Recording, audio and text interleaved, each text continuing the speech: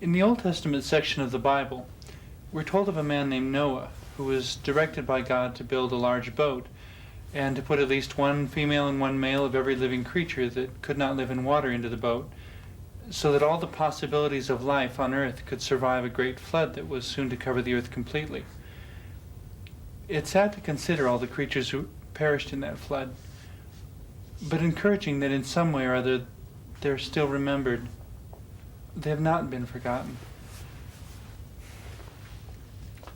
A friend of mine who believes in reincarnation suggested to me recently that when such events as the Great Flood, the Black Plague of medieval Europe, or the current epidemic of AIDS happen, it creates an abundance of spiritual persons with unique sensitivity and experience to return to Earth at some future time when an abundance of such people are going to be needed. Or perhaps a time like the Renaissance that ended the European Middle Ages, the founding years of the United States, the current revolutionary changes in Europe, which have included the destruction of the Berlin Wall and the dissolution of the Soviet Union, or any other time of very great and very rapid change in the course of world history. Such an idea seems at least possible to me, but more encouraging to me is the hope that follows. The hope, perhaps the expectation, that we can each have a part in laying the foundation for a new era of growth and discovery for our world. We can be players in the game and not merely extras or substitutes sitting on the sidelines. Then again, what about those of us who do not seem to have been given any opportunity to be players in the game? Wherever we find ourselves to be, we must do whatever we can. Just as someone who came to see a game would be discouraged to discover that it was canceled because no athletes were available, a sports game played for an empty stadium would also be discouraging to the athletes. We really do need each other. We need to do our best in whatever we do. And we need to accept that if we barely know what is right for ourselves, we cannot pretend to know what is right for someone else. We need to learn how to love without restrictions.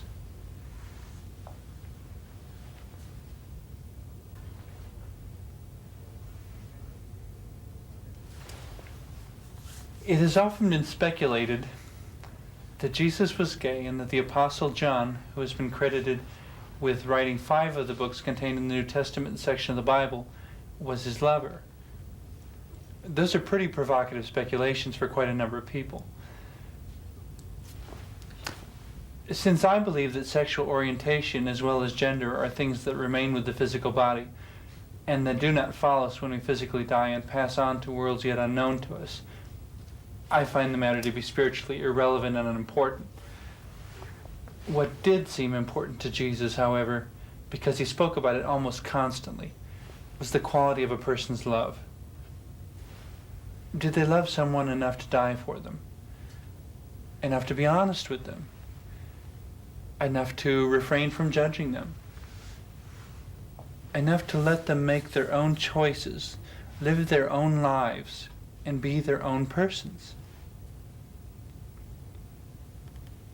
Remove the board from your own eye, he said, before even imagining that you are competent to remove the splinter from someone else's. Do not judge others, or you too will be judged, and with the same measure that you have judged others. Jesus knew we are all in need of mercy at some time or other.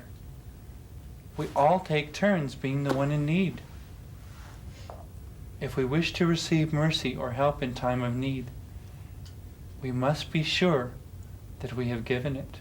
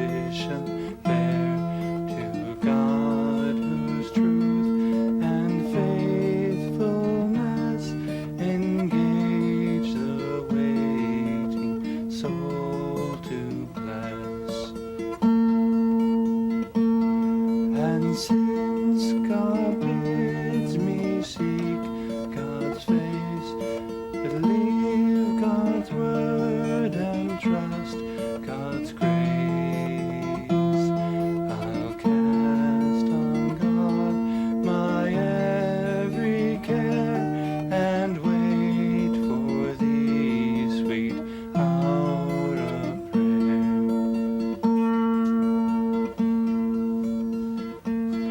Sweet hour of prayer, sweet hour of prayer, may I thy consolation share, till from the mountain's lofty height I view my home and take my flight. This robe of flesh I'll drop and rise to seize the everlasting prize, and shout while passing through the air, farewell, farewell, sweet hour of prayer.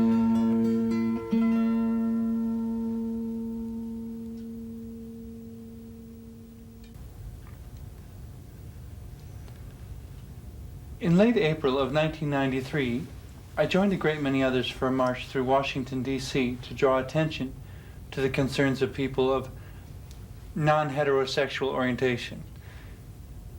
I was not there to make demands concerning any one specific piece of legislation, nor to ask for any specific or special rights, but rather to express my concern to my government that too many double standards are being tolerated. The laws that have been made do not provide liberty and justice for all, and the laws that have been made have not been uniformly enforced. I hope that somehow my presence there made a positive difference, but at the very least, I know I worked to maintain my own self-respect by daring to honestly stand up and be counted as being who I am and believing what I do. Nevertheless, it was a great struggle for me to return to my home, to the world to which I must relate each day. It is a world where patterns of life and thought change slowly, and nearly every good action one can do seems somehow ineffectual in making the world a better place for everyone to live. It is a world where all the wisdom and experience and advice I can gather still cannot give me guaranteed solutions to even the most basic problems of life. I get discouraged and wonder whether I'm doing the right thing, but I know I'm the only one who can really answer that question. Meanwhile, I give these little sermonettes on this show, trying to encourage others to hope for the best and work through the rest. I try to put on an air of confidence. I cling to the belief that good really does ultimately triumph over evil, that being honest can never truly hurt, and that being untruthful can never really help, and that love really does conquer all. Yet I do this because I want to. For every drop of pain I feel, I want to pass a little drop of strength on to someone else. For every moment of discouragement I endure, I want to spend a moment encouraging others to hold on to their dreams. By the joining of hearts and souls and hands, by living my life in an extraordinary way, and by believing in the power of goodness that lives within each of us. I want to be part of the healing of the human race.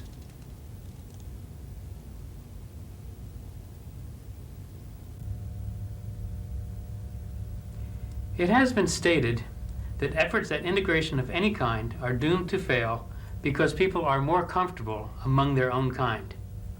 While it is true that we tend to be more comfortable among people who are like us, it must be remembered that the definition of the phrase own kind changes constantly. At a Friday evening concert, my kind of people may be those with similar musical tastes. At the Saturday afternoon rally, it is political views which matter, while on Sunday morning it becomes religious preference. At each of these times, I would welcome as being very much like me people who would not fit in at all at the other times. While such boundaries are natural, we must guard against them becoming barriers. Even within a context where boundaries may make sense and help us to feel at home, we must not permit them to prevent communications and cooperation with others. By recognizing that other groups exist and have equal rights with ours, we take a giant step toward our own freedom. By communicating and, where possible, cooperating with groups with different positions on similar issues, we can make a better world for all. Another, perhaps more serious way that boundaries can become barriers is if they are applied out of their context. If a person were kept out of the political rally or Sunday worship because of their musical preference, for example. While this is a ridiculous example, people are excluded from some groups simply because they belong to some other totally unrelated one all the time. Hence, we have the need for integration in the first place. What is really needed is for us to totally ignore the boundaries that have nothing to do with the matter at hand. If we were forming a musical organization, then ethnic, sexual, gender, political, religious, etc. matters don't matter. Likewise, if the group were political, then music would become unimportant. Boundaries can help draw friends together. If they are allowed to become barriers, however, they only serve to make enemies.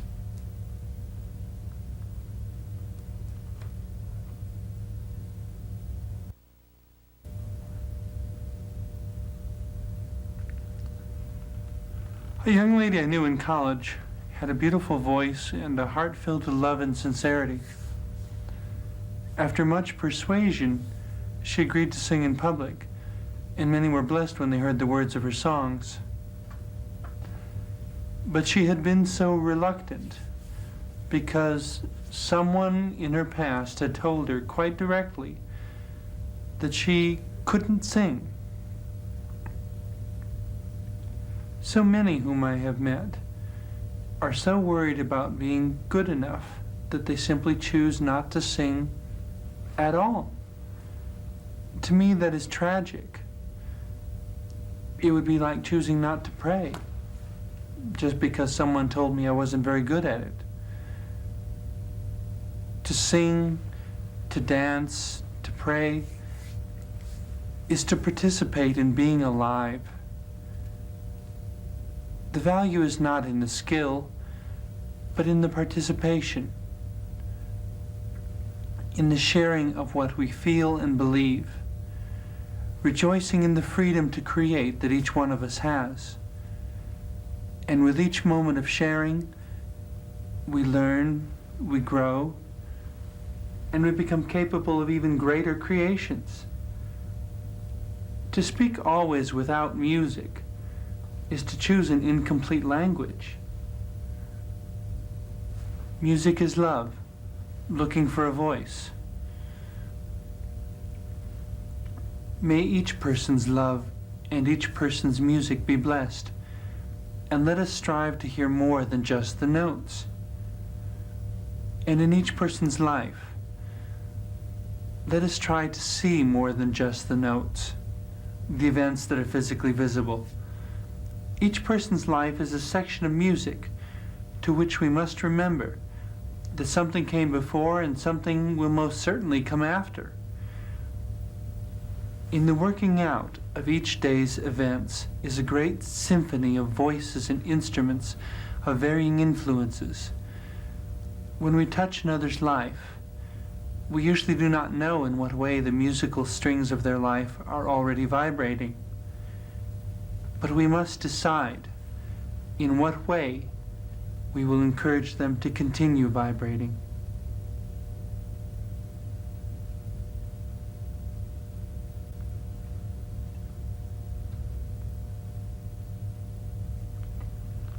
In the various episodes of Sister Who Presents, I've been privileged to have a number of guests who have been willing to share themselves in a variety of ways. Some were gay, like myself, and many were not. I've received some criticism for including people who weren't perfect. Though in all honesty, that's the only kind of people I could find. In any case, the reason for doing these shows has never been to create an illusion of perfection, the display of artistic excellence, or to act as some kind of talent search TV show. Rather, I'm concerned that I present creativity and thoughts that come from the heart. Even regarding myself, I may not be a perfect speaker, but you can be sure that the words I speak are my own and that I mean what I say. If there are misunderstandings, I'm willing to address those to the best of my ability, but I'm not willing to parrot the ideas and words of another if I do not truly believe them myself. If you feel strongly about something that is addressed on one of my shows, or wish to present a different perspective, not because you want others to agree with you, but rather so that others might understand, please write to me at the address listed in the closing credits of this program. Simply put, the purpose of Sister Who Presents is the pursuit of growth and health, spiritually, emotionally, psychologically, and socially, and not the display of perfection. Now to another question. Who is Sister Who anyway? I've always considered myself to be an artist at heart, someone who feels compelled to create. For whatever reason, I've never specialized in any particular artistic medium for more than a short time. I've worked with wood, clay, paint, music, and words, among other things. But when the idea of Sister Who came to me, the challenge was to use the medium of my own flesh and spirit. In a sense, Sister Who is me, turned inside out. A portrayal of my soul using symbolism. Through Sister Who, I can make aspects of myself visible to others that would otherwise be invisible. It's as if my skin is only a veil that separates my body from my spirit, but a veil that grows thinner the more I understand the persons on each side of it. I began the creation of Sister Who by painting my face white, but not for the same reasons, I think, that circus clowns paint their faces white. To be a nun is to set aside oneself for the purpose of serving others. For me, to begin with whiteface was to create a new canvas on which to create a new painting. To set aside all sexism, gender, race, and social status, and have the freedom to be someone new, who is drawn from all the good things inside of myself. I began next with a purple cross that is tipped, so that one eye is framed in white while the other is framed in purple, to remind me that there is always more than one way of looking at things. Someone remarked to me once that purple to them was a color most associated with death. I hadn't thought of that, but it only made Sister Who's face more meaningful to me.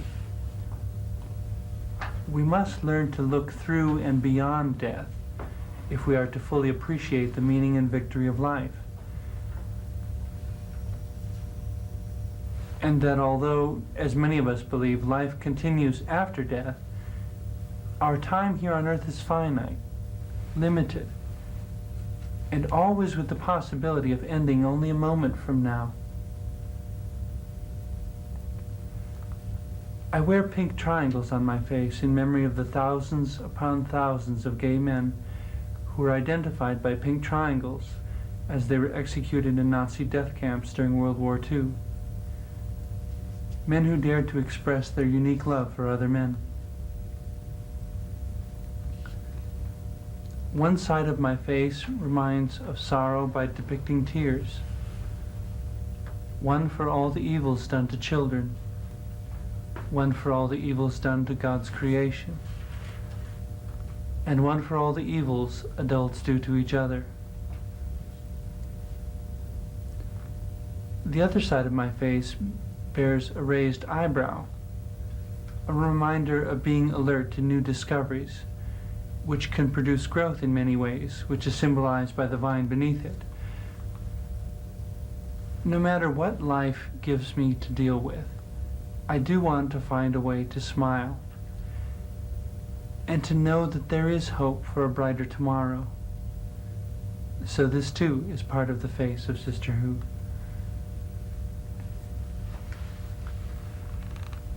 Perhaps the first thing most people comment on, though, is my long eyelashes.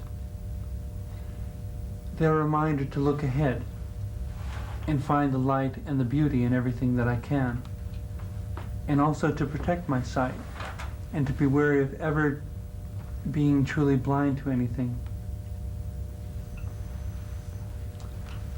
I carry a rosary of my own making to remind me to have a prayerful attitude in all that I do. Whatever I may decide that each bead represents to me, I know that prayer is a powerful force for good in one's life and world.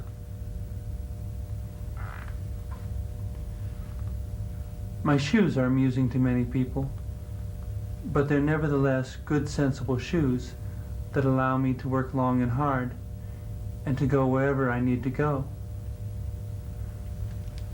They're painted gold because that's what I want the steps of my life to be. They're laced in pink to remind me that each step and moment of life should be generously laced with love.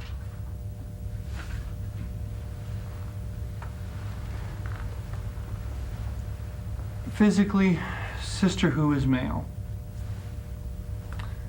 Grammatically, Sister Who is female. Spiritually, Sister Who is a person who transcends gender.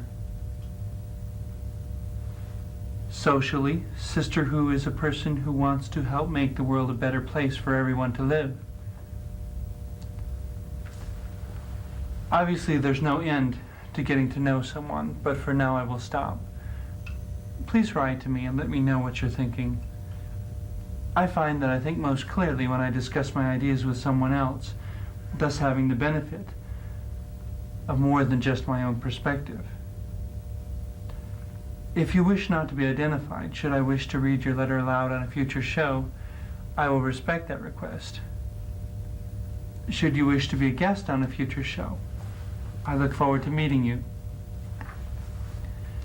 In any case, may your life be a wonderful, triumphant adventure.